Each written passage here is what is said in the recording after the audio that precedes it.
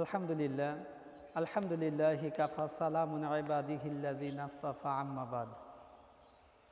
সম্মানিত শ্রোতা মণ্ডলী, আপনাদের সকলের প্রতি আমার পক্ষ থেকে সালাম ও অভিনন্দন। আসসালামু আলাইকুম রহমতুল্লাহি ওয়া বারাকাতুহু।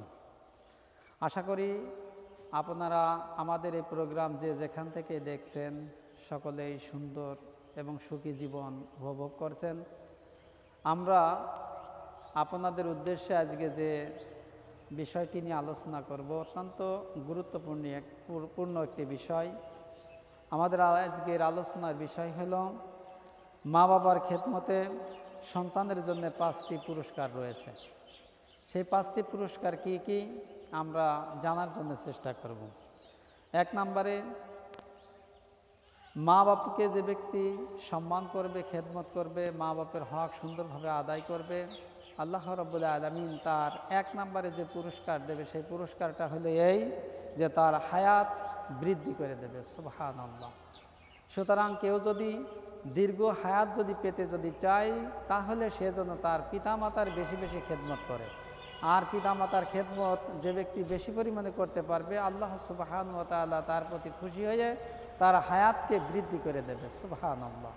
এই জন্য আমাদের সকলেরই করণীয় হলো আমাদের পিতা এবং মাতার বেশি বেশি খেদমত করতে হবে। 2 নম্বরে আল্লাহ রাব্বুল আলামিন যে পুরস্কারটি দেবেন মা বাপের খেদমত করে, সেই পুরস্কারটি হলো এই যে বিপদ আপদ যা কিছু আসুক না কেন, আল্লাহ রাব্বুল আলামিন তার এই বিপদগুলো দূর করে দেবে। অর্থাৎ কোনো মা বাপ তার সন্তান যখন ঘর থেকে বের হয়, তখন ওই সন্তানের জন্য মা বাপ তার জন্য দোয়া করে। আর এই জীবন চলার পথে যদি কোনো বিপদ আপদ যা কিছুই আসুক না কেন, মায়ের দোয়া যদি তার সাথে থাকে, তাহলে এই বিপদটা আল্লাহ রাব্বুল আলামিন তড়িৎ গতিতে আল্লাহ তাআলা দূর করে দেন। 3 নম্বর, আল্লাহ রাব্বুল আলামিন যে সম্মান বা যে পুরস্কারটা দেবে, সেই পুরস্কারটা হলো এই যে সম্মানের চেয়ারে তাকে অধিষ্ঠিত করবেন। অর্থাৎ যে সন্তান তার মা বাপকে জীবিত অবস্থায় পেয়ে মা বাপের বেশি বেশি হক আদায় করলো, মা বাপের সন্তুষ্টি অর্জন করতে পারলো, আল্লাহ রাব্বুল আলামিন তার প্রতি এত খুশি হয় যে তার দুনিয়াবি যত সম্মান আছে এই সম্মানের চেয়ারে তাকে সমাসীন করবেন। এই জন্য আমাদের মা বাপের বেশি বেশি খেদমত করতে হবে, যদি দুনিয়ায়ও সম্মান পেতে চাই এবং আখিরাতে যদি সম্মান আমরা পেতে চাই।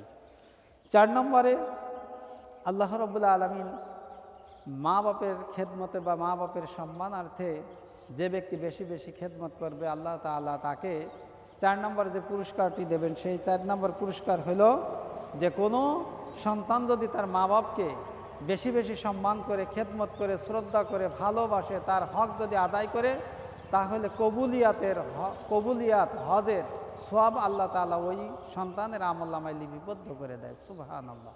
অর্থাৎ হজের সম্মান এবং মর্যাদা আল্লাহ তাআলা ওই সন্তানকে দান করে। এই জন্য আমাদের মা বাপ যাদের জীবিত আছে অবশ্যই বেশি বেশি সম্মান বা বেশি বেশি খেদমত করতে হবে। সর্বশেষ 5 নাম্বার, যে সম্মান এবং মর্যাদা আল্লাহ তাআলা ওই সন্তানকে দান করবে, যে সন্তান তার মা বাপকে বেশি বেশি খেদমত করে, মা বাপের হক খুঁটিয়ে খুঁটিয়ে আদায় করে, মা বাপের দিলে, মা বাপের অন্তরে কখনো কোনো প্রকার কষ্ট দেয় না, আল্লাহ রাব্বুল আলামিন সর্বশেষ এবং চূড়ান্ত পুরস্কার তাকে দেয় যে তার যখন মৃত্যু হবে, এই মৃত্যুর সময় আল্লাহ তাআলা তার ঈমানের সাথে মৃত্যু দেবে বলে। সুবহানাল্লাহ। অর্থাৎ ওই ব্যক্তি এমনই একটা দিনই, এমন একটা সময় মৃত্যুবরণ করবে যে মৃত্যুটি হবে সম্মানের মৃত্যু। অর্থাৎ মৃত্যুর সময় সে কালেমা তার জন্য নসিব হবে, কালেমা তাইয়্যিবা পাঠ করতে করতে আল্লাহ তাআলা তার মৃত্যু দেবে। অর্থাৎ এই মৃত্যুটা হবে সবচাইতে সম্মানিত মৃত্যু। আসুন আমরা সংক্ষিপ্ত স্বরে যে কথাগুলো শুনলাম, এরই আলোকে আমরা আমাদের জীবনকে সুন্দরভাবে সাজাবো এবং মা বাপের বেশি বেশি খেদমত করার চেষ্টা করব। আল্লাহ তাআলা আমাদের সকলকে তৌফিক দান করুক। আসসালামু আলাইকুম ওয়া রাহমাতুল্লাহ।